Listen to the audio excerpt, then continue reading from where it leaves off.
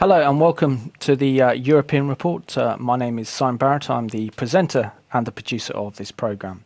I recently asked my good friend Benjamin Rubin, who is a practicing Jew, he's also an Israeli, to take my place in an exclusive interview with a famous Israeli journalist called Ben Dror-Yemeni. In this programme, he will be interviewing him to understand the threats and some of the challenges facing the State of Israel. This programme was recorded in the Press Club in Brussels, and special thanks must go to the European Coalition for Israel for sponsoring this programme, and also special thanks must go to the European Israel Press Association, who financed and helped to produce this programme. And sit back and enjoy this interesting and riveting interview.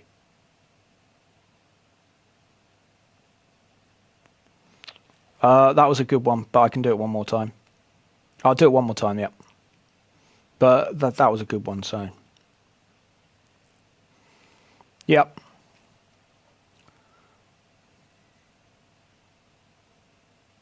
Hello and welcome to the European Report. My name is Simon Barrett. I'm the presenter and the producer of this programme. I recently asked my very good friend Benjamin Rubin, who is a practicing Jew and an Israeli, to take my place to interview a very famous Israeli journalist in the Press Club in Brussels, Ben Dror-Yemeni. Special thanks for this programme must go to the European Coalition for Israel, who sponsor the European Report, and also special thanks must go to the European Israel Press Association, who financed the entire filming of this project. So sit back and enjoy this very special interview from Brussels.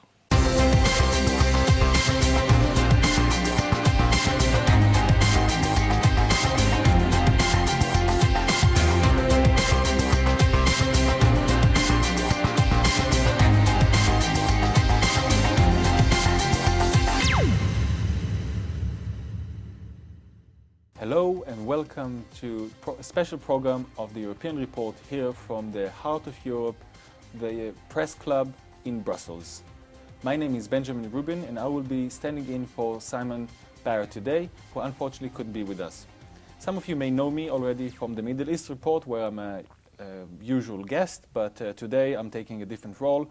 I will be interviewing an honorable guest and a fascinating interview, Mr. Ben Dror-Yemeni, who is a prominent Israeli journalist, a researcher, and a jurist. I'd like to thank our host today, which is the European Israeli Press Association. Especially I'd like to thank Paul Tillens for organizing this interview. And I'm excited especially about this interview because I've been following Mr. Yemini column in the Israeli papers for the last 5 years. And I have to say honestly that Mr. Yemini brings an opinion and a voice and a way of articulating his opinion that puts him in the top of the Israeli spokespeople and a personal hero for myself. Thank you very much for accepting the invitation and being with us today. Thank you for hosting me. We're going to talk today about concept that you're using a lot, industry of lie and other activities you're doing. But before we go into the depth of the matter, I wanted to ask you a question a little bit about your background. We just heard you speak in a press conference organized by APA, and you said that your parents were Palestinians, Palestinian Jews. That is interesting. Yes, of course, because people don't know, but Palestine is a very old Roman name, nothing to do not with Jews, not with Arabs. It was used mainly by Christians, and whoever lived under the British mandate was Palestinian, and so that my parents actually had an ID of Palestinians because they were under the British mandate. And people don't understand it because many times people think that Palestine is a kind of an Arab name or of an Arab nationality. Nothing to do with it. People have to know history. After the First World War, Palestine was declared by the British mandate actually by the British occupation of the area that was never before during the Ottoman Empire was called Palestine. It was called Palestine by the Romans 1,000 years ago, but not in our generations. So my parents were Palestinians. So we have kind of a mixed terms that got lost in translation, Yes, if you may. exactly. Also, following your history, you have quite an interesting history. You studied law, if I'm not mistaken? I studied law, I studied humanities, yes, both. And you declared yourself as that you were a peace activist, or you are a peace For activist? many years, I was part of the peace camp. Something like more than 20 years ago, I went all the way to Tunisia to meet Yasser Arafat, who was the leader of the Palestinian movement, PLO, Palestinian Liberation Movement, in order to speak, in order to promote peace in my capacity only as someone who is a peace activist in that time. So what happened, Mr. Yemini? Did the peace change, or did you change?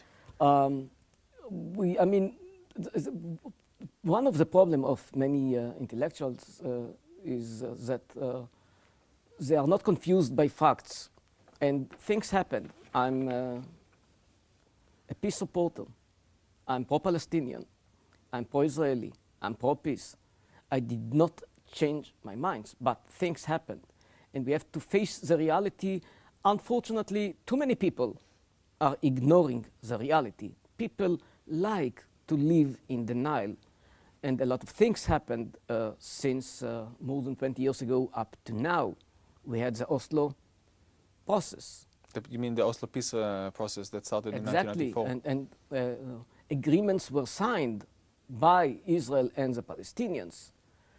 Later on, to remind us all, there was the Clinton proposal, a peace initiative by the President of the United States.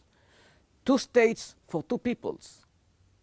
It was rejected by the Palestinians. We have to remember it. Again, it happened in 2008.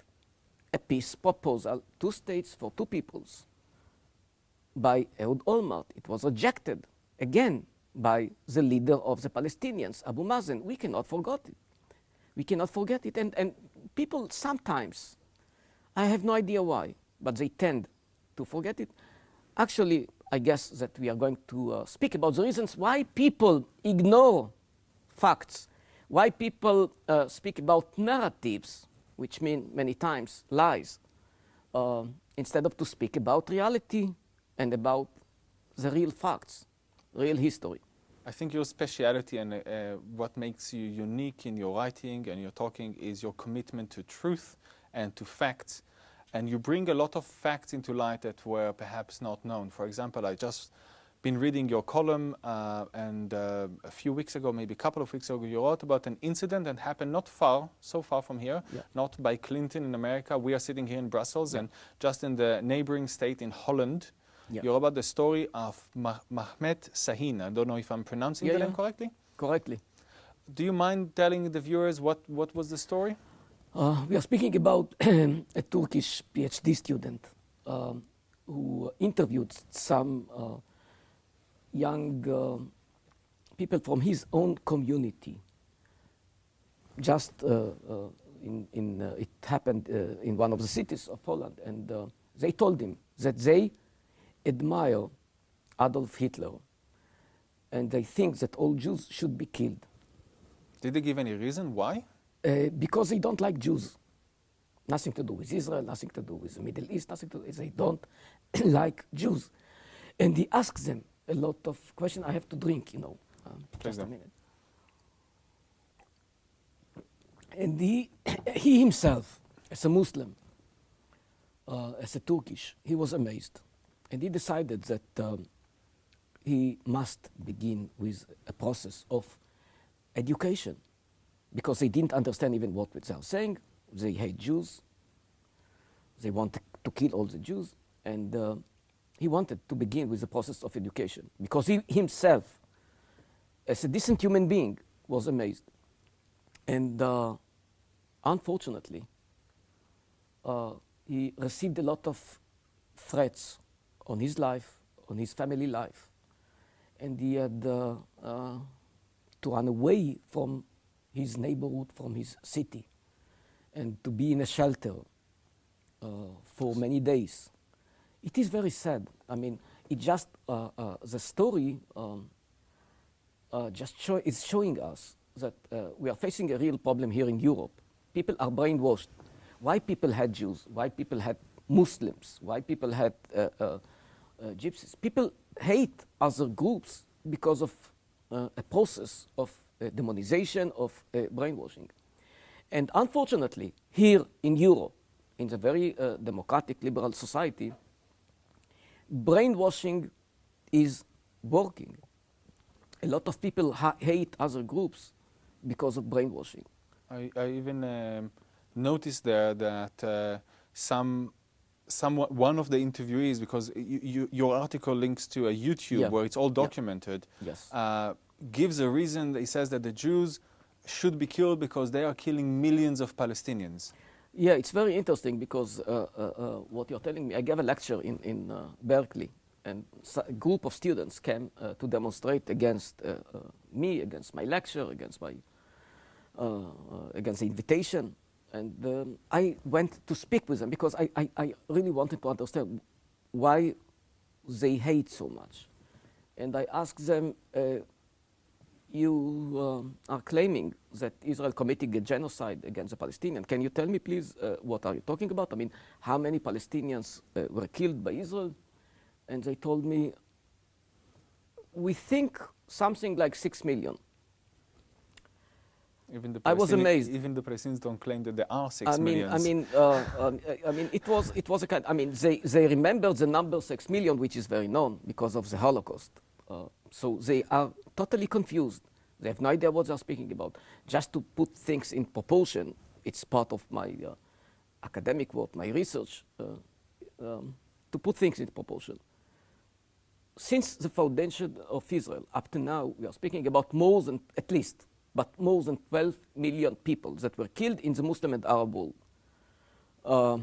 Most of them by Muslim and Arabs. Unfortunately, they killed themselves. Unfortunately. 12 million. 12 million That's a people. very big number. Yeah. My articles, my research were published. It can be seen in the internet.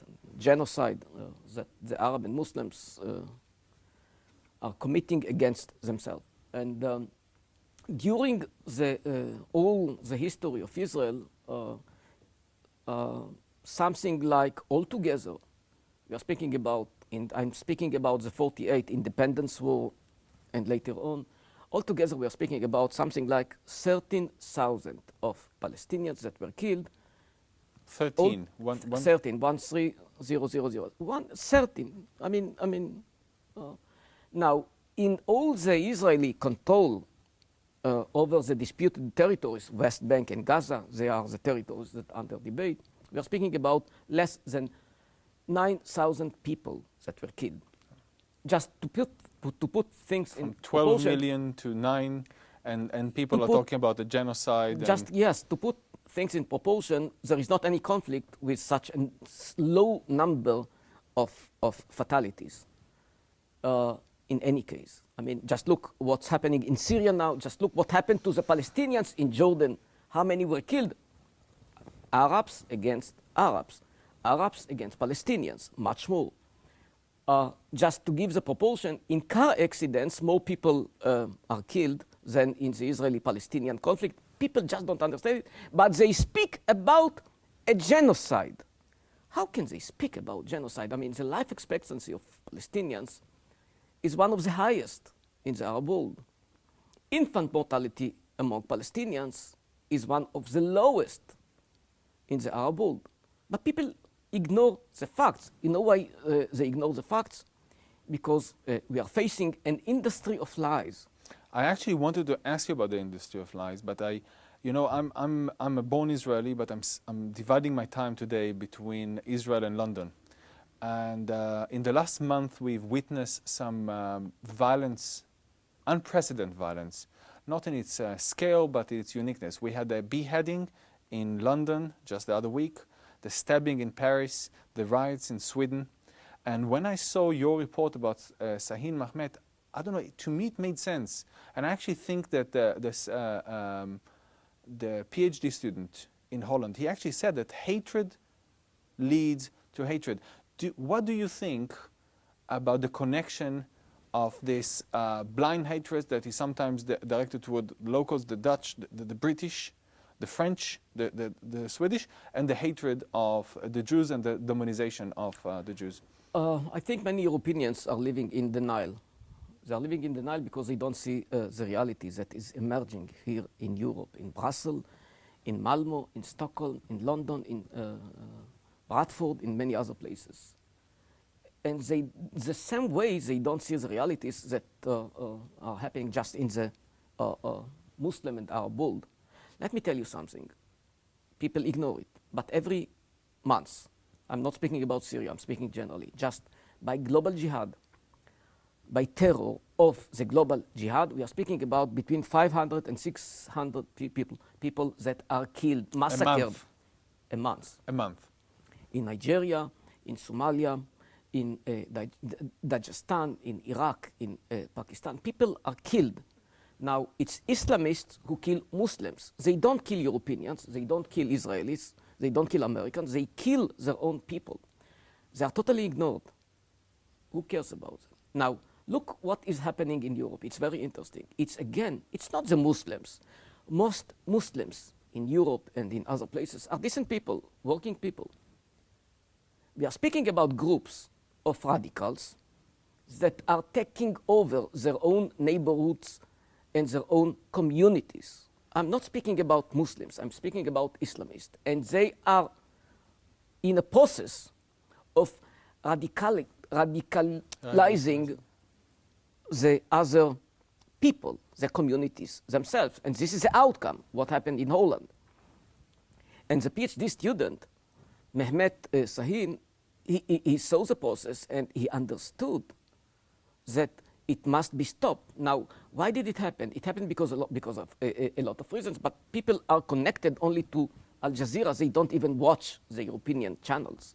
They watch only Al Jazeera with all the brainwashing against Jews, with all the brainwashings about what Israel is doing to the Palestinians, which is mainly lies. And this is part of what you call the industry of lies. It's a huge industry of lies, but it's not only against Israel. We have to understand it. I mean, when people in Sweden, and when people in Brussels, when people in London are against Europe itself, it has nothing to do with the Middle East conflict.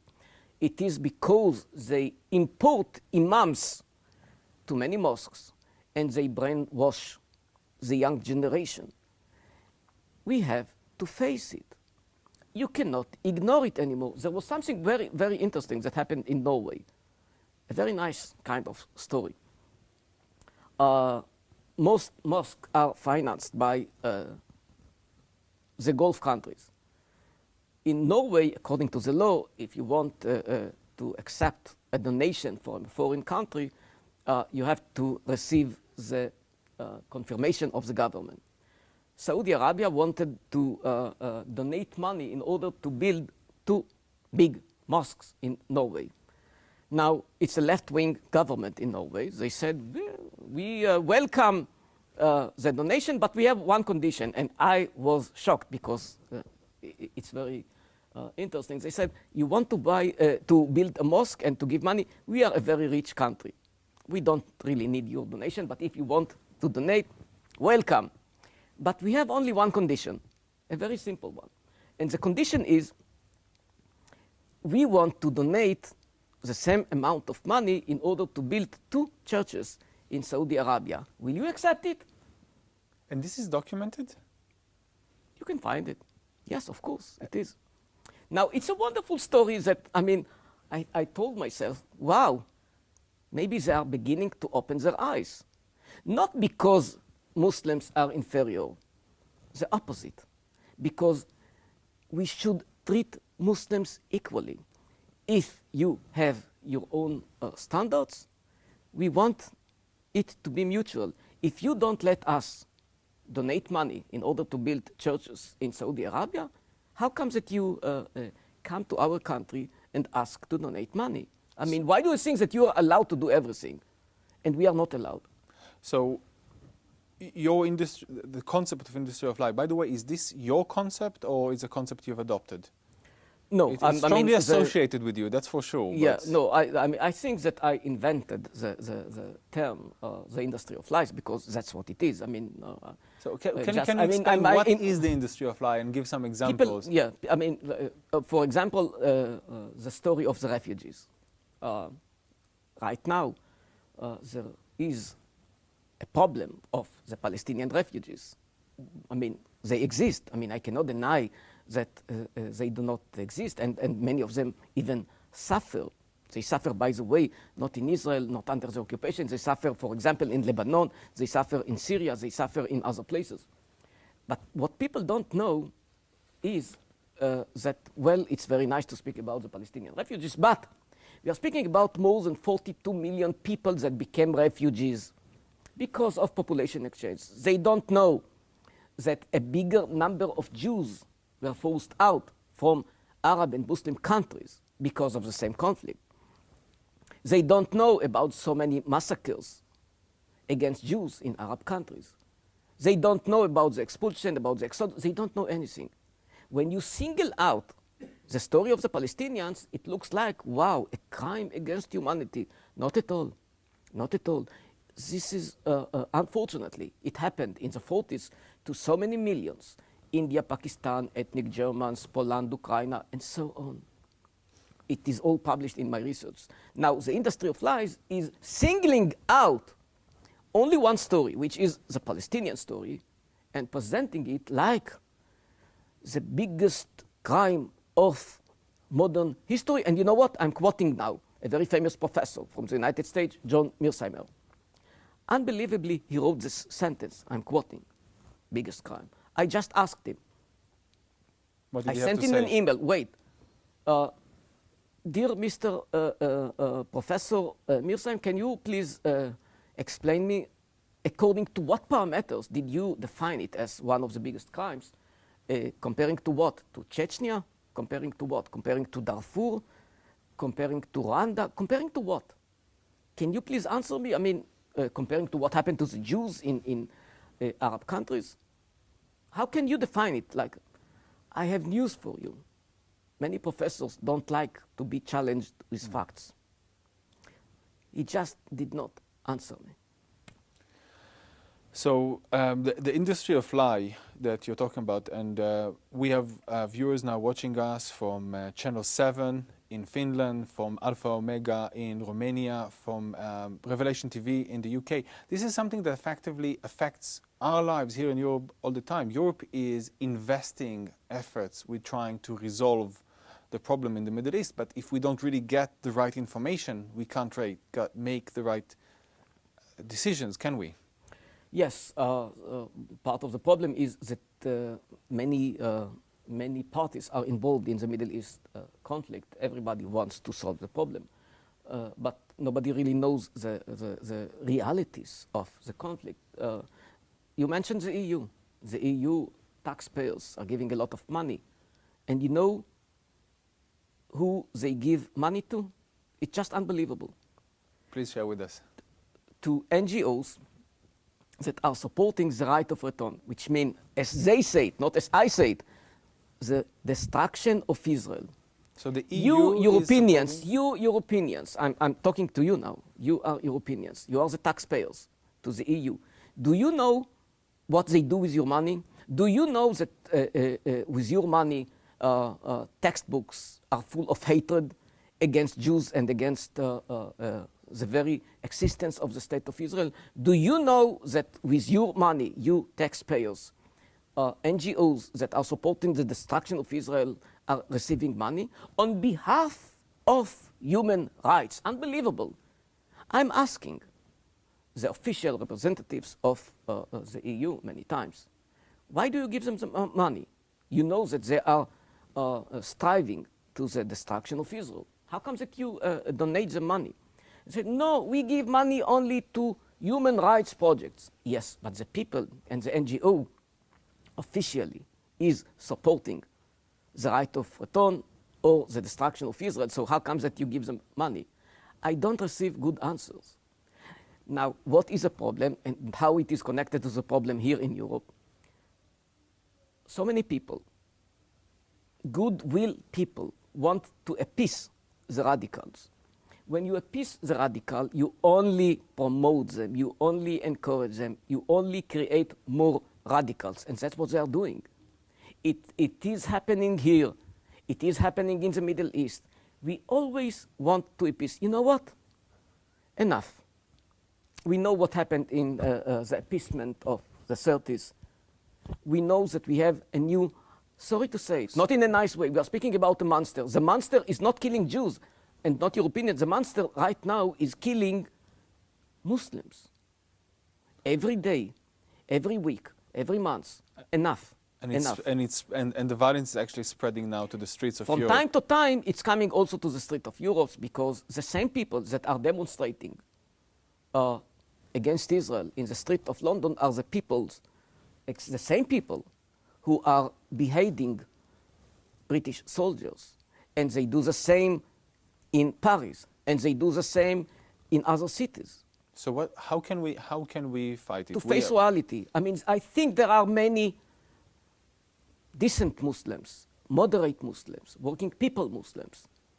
You should encourage them. You should support them. They are against the Islamization. They are against the radicalization. So why do you help the radicals? Why do you help NGOs that are supporting right of return or the destruction of Israel just because they have good English and they are pretending to be human rights activists? It's just unbelievable, this kind of living in a denial. Mr. Yemini, we're drawing to the end of this show, and you spoke about the dangers of the growing radicalization of some populations, Muslim populations in Europe, combined with the industry of lie that kind of covers it all up. What do you think can we do, us as a Jewish community, and how can we cooperate better with our allies, the Christian communities around us, and other allies in Europe to fight this phenomena? There is something very funny. People don't know, and people think that the Hamas, for example, and other radical organizations are against Jews. A big mistake. A huge mistake. I mean, people like to delude themselves. The Hamas and other radical organizations are not against Jews. They are also, of course, against Jews, but they are against Christians. They are against whoever is not them. And you know what? They are even against Muslims who are not them. Because, as we already said, it's the Islamists who kill Muslims, mainly. Now, we have to open our eyes and to see the reality. The problem is not Israel. The problem is not the Israeli-Palestinian conflict. The problem is with the radical Islam, with the global jihad, that you have it already here. And it's not against Jews, it's against you, Europeans. Not the Muslims are against you. The Islamists are against you. The Islamists are against the Muslims. And you finance them. And you import imams from this kind of dark regimes. I just want to say that as an activist who acts for Israel, I also have, I lived next to Muslim neighbors back in Israel, and I have Muslim friends, and we're not talking about Islam, we're talking about Islamist fundamentalists. Oh, exactly. Mr. Benjamin, in one of your recent columns, you've written that it seems like the Palestinian leadership is more concerned about the annihilation of Israel as the Jewish state than with the establishment of a Palestinian state. Yes, unfortunately, this is the situation, because they could have a Palestinian state. We cannot forget history. We cannot forget that a Palestinian viable state was proposed to the Palestinians. If we go to history, it happened in 1937 by a special commission. They could have a state. It happened again, of course, in the UN 1947 partition resolution, 2 states. An Arab state, which we call today a Palestinian state, and a Jewish state. They rejected it, the Palestinians and all the Arab countries. And it goes on and on. It was proposed by the President of the United States, Bill Clinton. 2 states for 2 peoples. It was rejected by the Palestinians. In that time, by the leader of the Palestinians, Yasser Arafat. It was rejected again 2008 by Abu Mazen Mahmoud Abbas. Do you think, I know that you're not the greatest admirer of Israel Prime Minister, Mr. Benjamin Netanyahu, but do you think today that if a serious Palestinian leader would have done what the Egyptian leader, Anwar Sadat, and come to the Knesset and just declare there no more war, no more bloodshed, let's sit down and speak peace. Do you think that the Israeli government would do peace with the Palestinians today? I can tell you just one thing. First of all, I do hope that it will happen.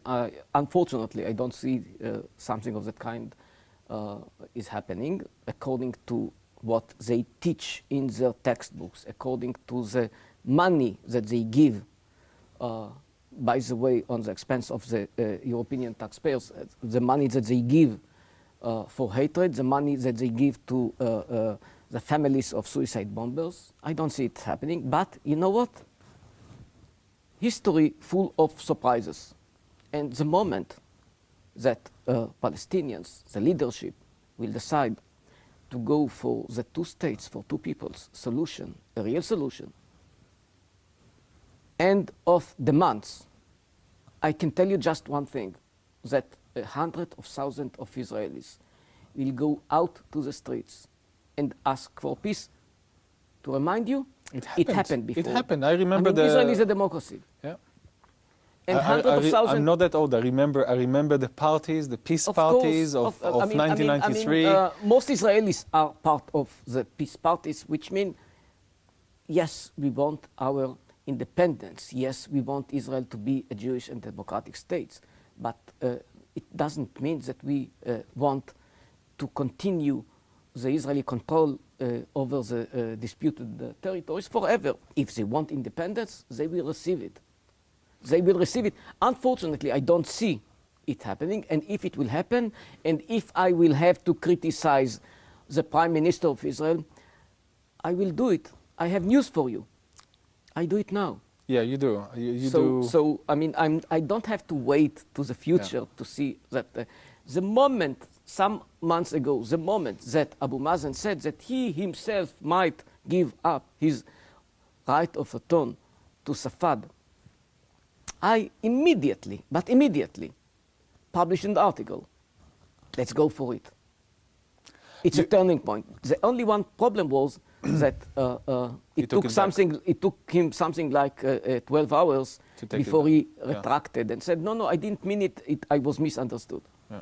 You just mentioned the right of return and Mahmoud Abbas, and we need to remember that the Palestinian political system is effectively divided into two, the PA, the PLO, which is the more considered secular and moderate, and the Hamas, which is considered to be more religious and extremist. Yes.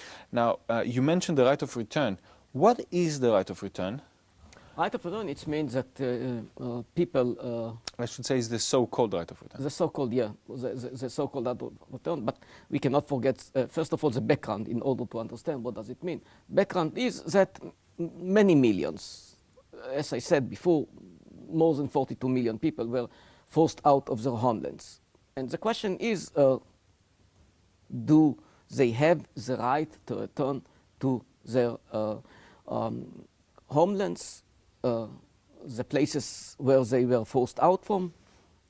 And the question should be raised to a lot of cases, to what happened in Central Europe, between Poland and Ukraine and ethnic Germans and so on, so many cases. Now, let's do something which is very simple. If all the others, 42 million people from that time, if they will receive the right of return, in that moment, Europe will collapse. You know what? Europeans know it.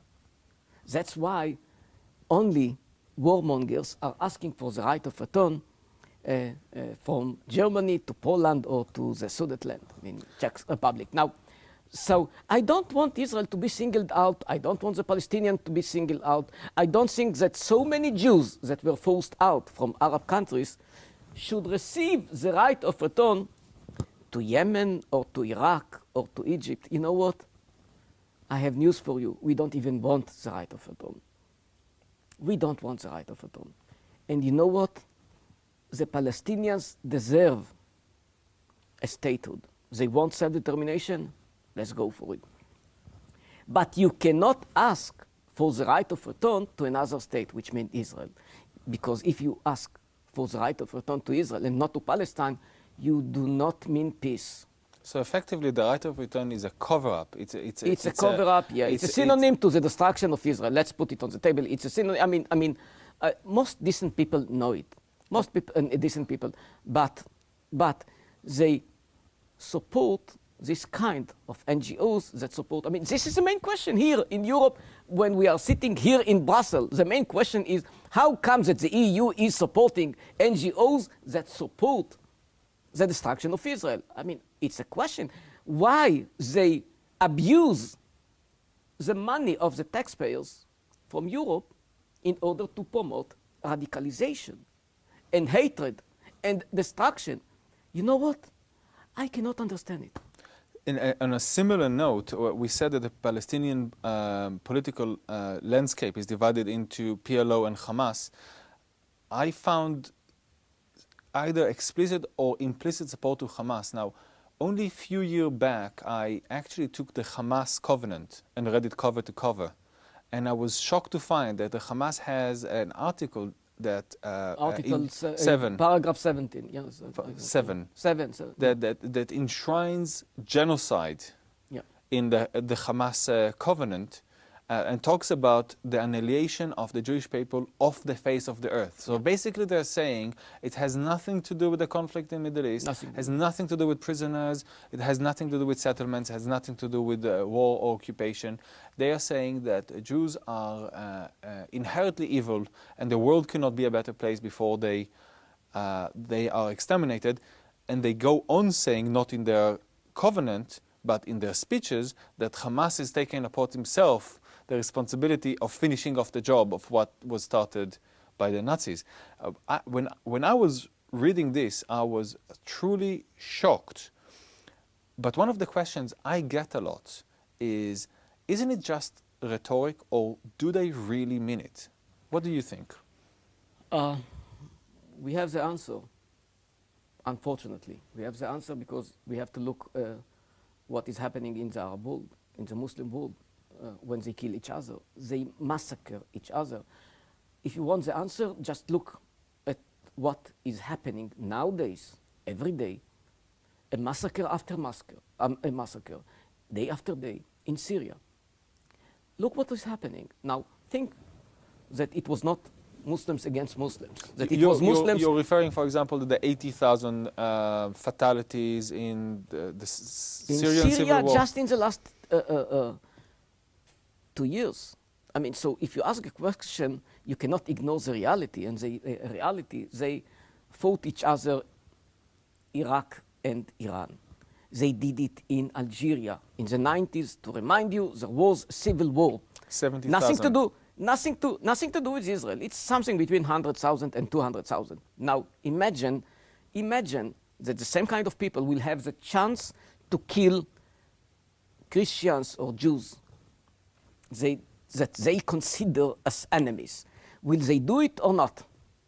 Unfortunately, we know the answer because we see what Islamists are doing to Muslims, what Shiites are doing to Sunnis, what Muslims are doing to Copts in Egypt. I mean, we see the reality. We cannot ignore the reality. Now, the reality has something to do with Europe. I mean, we are speaking about the Jews like if the conflict is a kind of a political one. No, it's not a political conflict. It is something which is much deeper. What happened in London is to bring the Syrian school of mind or the Iraqi school of mind or the Pakistani school of mind to the streets of London and to the street of Paris and to the street of Stockholm. It is happening, which is what we see is a kind of beginning. So stop it. Actually, you're touching on a very interesting question, and that's the chicken and egg or interface between Europe and the Middle East. The Middle East is changing, Europe is changing. Do you think that Europe is today taking positive steps in trying to entangle the mess we have in the Middle East and the war, or do you think they are actually making things harder? They are making things harder, unfortunately, because they live in a kind of denial. I mean, we don't have to watch that here in Brussels and in Malmo and in London. There are there are neighborhoods in every city which are a free zone. I mean, nobody can enter, not even the police. I mean, leave the Middle East. Go to Europe. I mean, why are you focusing in the Middle East when here in Europe you have much bigger problems? I mean, you are living in denial. By the way, Muslims, again, are the victims because they are the victims of their own people. I mean, you So look you're at, saying the most prospering community of Muslims is under the Israeli Jewish state. Just an example, I mean, people don't even imagine the differences between Israel and what's happening here in Europe, in Brussels, in Stockholm, in London. Just some years ago, the Israeli president was sentenced to 7 years in jail. I mean, it's known, unfortunately, 7 years in jail. He had 3 judges. The presiding judge of the Israeli president of the Jewish state, the presiding judge was an Arab citizen of Israel, George Kara, his name. Now, in Israel, Arabs have the best kind of life, even comparing to Europe.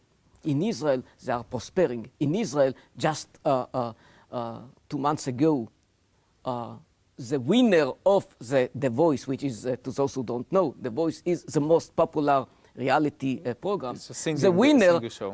Is Lina Mahul. She's an Arab citizen of Israel.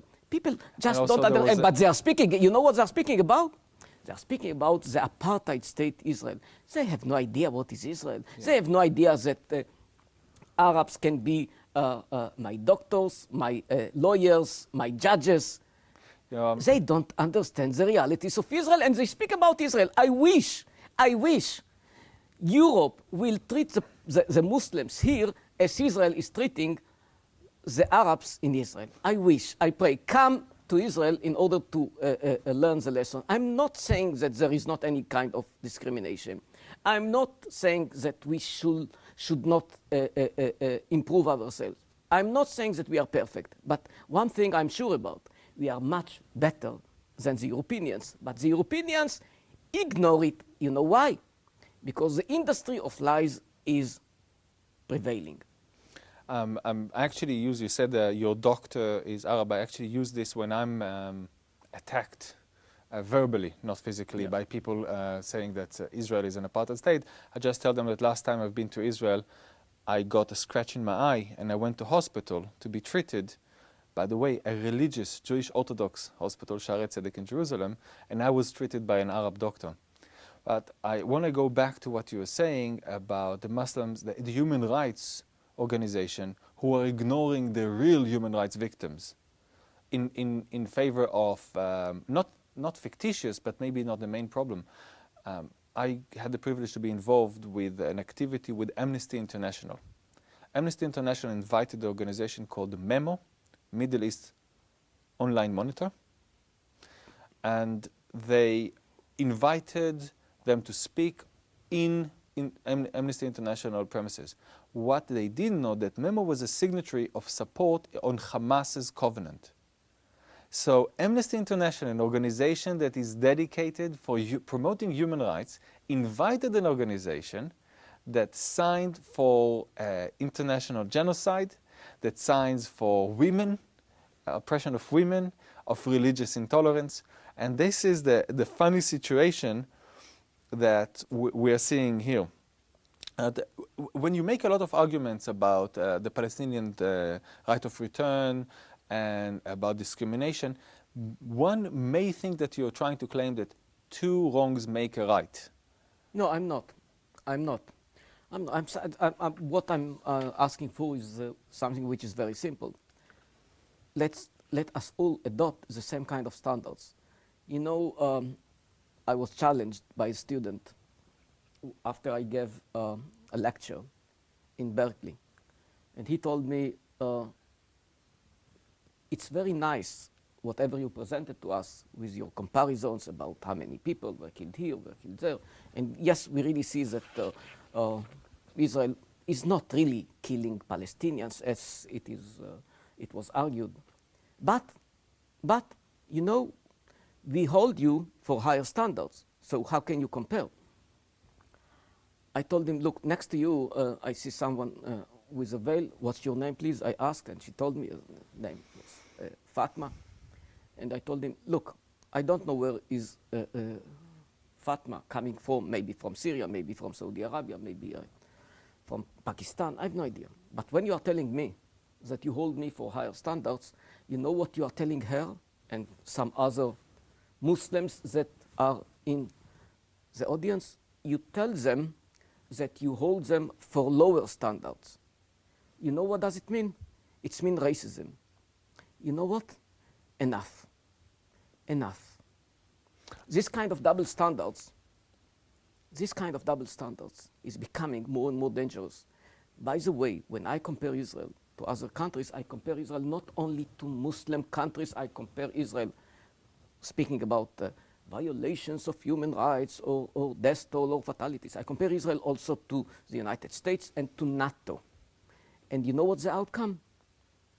Israel is keeping human lives more than NATO, more than the American army. Here are the facts. Here are the facts. When I'm seeing reports about Israel and about the conflict here in Europe or where I live in London, what I get most striking that most of the criticism is about how the conflict is being managed rather than why there is a conflict. And when I go to people and I just show them clips of Hamas that they're saying that the conflict is not political, but it's effectively a conflict in which they aim to perform genocide and just kill me, my wife, and my kids. I mean, that's what they say, right? They look at the camera and they say, it's much more than that, by the way. If you don't know what they say, the leaders of the religious leaders of the Hamas, what they're saying is that we should conquer, it's in their own voice, we should conquer Rome and London. Say to your friends, the useful idiots, I would call them, tell them enough to delude yourself that they are speaking about a political conflict with Israel. They are speaking about London. And the radicals who are stabbing the British soldiers, they are not speaking about Israel. They have no idea where is Israel on the map. And the radicals in Nigeria, they don't speak about Israel.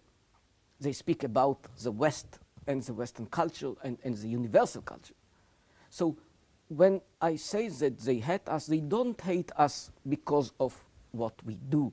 They hate us because of what we are. Because we are Democrats, because we are liberals, because we want freedom of speech, because we support women's rights, not because we oppress Muslims. They oppress Muslims. They kill Muslims. They oppress women. But we have to put it on the table. Enough with this kind of self-delusion, self-deception. What do you think that if you will say that the problem is in the Middle East or in the Israeli-Palestinian conflict, it will solve your problem here? It will solve the problem in Nigeria, it will solve the problem in Somalia, it will solve the problem in Iraq or in Syria. Nothing to do with it. 99.99% of the problems of the Arab world have nothing to do with Israel or with the Israeli-Palestinian conflict. So you come with a unique voice where you try and focus on the why rather than the how. You talk about human rights organizations and you criticize them, not on how they cover it, but why they cover it. You prove in your reports. And by the way, I should tell everybody the reports are almost all of them translated into English, and you can find it online. And also some other languages. So you say you prove that those organizations are motivated by being anti-Israeli. You prove that the conflict is because of the lack of willingness of the Palestinians to accept a Jewish state. I'm really fascinated. You have the opportunity to present your findings to people of influence. How is it received? Some of them are influenced. I have a surprise for you. It's not that I paid a visit to some places, like Ireland, like other places. I met journalists and politicians. And I must admit, I found a lot of open-minded people. And they said, you know what? Many things we just didn't know. We really didn't know. So how can we... And I want people to know, I don't want people to be against Palestinians. Of course, I don't want anybody to be against Muslims. I just want people to know the reality. I want people to support the moderate Muslims. I want people to support the moderate Palestinians. I don't want anybody to support the radical NGOs that disguise themselves like if they are working on behalf of human rights. That's what I want. I don't think that the way to solve the problem is to support the NGOs that are supporting the destruction of Israel, and tomorrow they will decide that they want the destruction of Europe, and they don't understand it.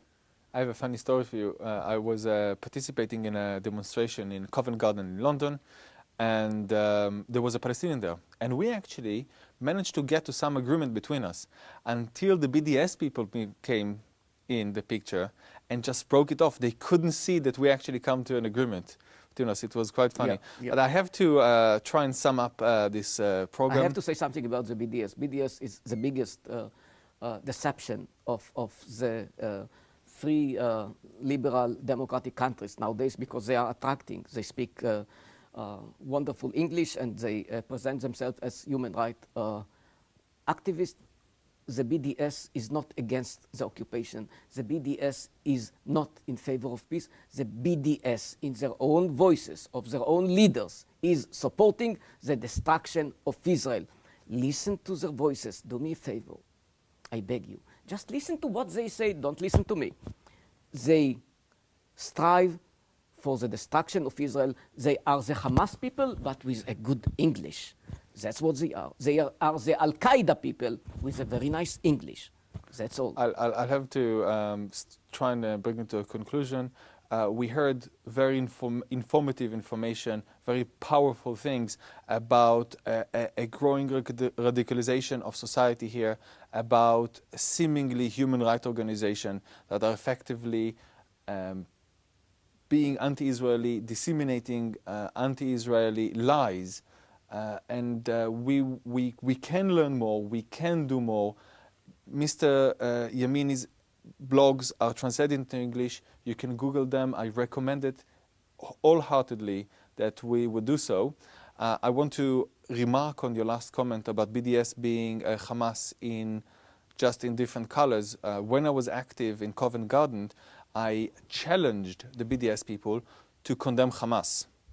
I would go with the Hamas covenant and just show the passerbys that Hamas covenant, just black and white, says calls for genocide, and ask the BDS members, can you please condemn Hamas? And because most of them in private conversation were either members of Hamas or supporters of Hamas. So I really recommend every viewer we have now to do that. We are on a crossroad in Europe. It can become better or it can become worse. And I think we should try and make it better, and with the information that you're providing to us, we can make it better. Just one last question. If there is one activity that our viewers can do in order to support, what would you recommend it would be? Writing to their MPs? Everyone. I mean, a lot of people have a lot of power. Many times we, as viewers, as readers, I mean, we think we are powerless. I mean, we are manipulated by this kind of mass media and so on. No, no. If each one of you will ask his representative, I don't want you in the EU to finance radical NGOs. I don't want you to finance textbooks that are striving for hatred. Do the most simple thing that you can do. Learn the facts. By the way, don't take me for granted. Check the facts. Check the facts and go for it, for your own sake, for reconciliation, in order to promote liberal democratic Muslims and in order to promote peace. Thank you very much, Mr. Yemini. We will have to close up with those words. We have to follow the money Ask your MPs where your money going. Make sure it doesn't go to radical groups. Be part of the solution, not part of the problem. I'd like to thank Mr. Yemini for your fascinating interview. I'd recommend everybody to read Mr. Yemini's blogs, and I'd like to thank our host on the European Israel Press Association again, and thank our viewers from Channel 7 of Romania, of Alpha Omega, Channel 7 of Finland, Channel Alpha Omega of Romania, and of Revelation TV of the UK. Thank you very much for staying with us, and please stay tuned for more episodes of the European Report. Thank you, and shalom.